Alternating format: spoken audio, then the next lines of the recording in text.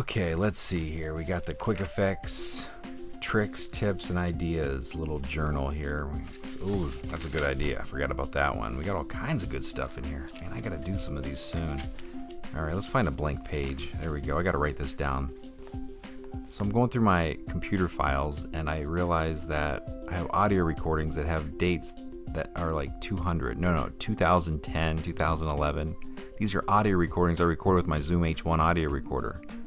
And I've noticed this for months now, and I just thought it was my computer having issues. These are recordings I've made just weeks ago, and for whatever reason, the dates are way off. It turns out the audio recorder, the Zoom H1, was resetting the clock whenever I pulled the battery out. I typically take the battery out so that way it doesn't drain if I leave it stored for a while. Well, I left it out, I guess, too long, and it reset the clock. So here's how you set your clock on your Zoom H1 audio recorder. It's real easy.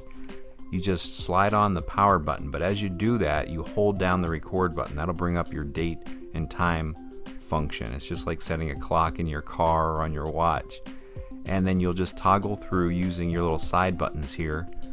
You just want to use your forward and rewind buttons to go through and make the numbers go up and down, and then you'll hit play once it's okay. If you need to go back, you just hit the record button, it jumps back.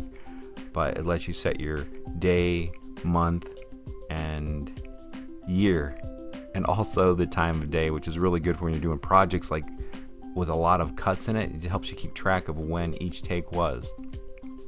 Oh, also here's another little trick.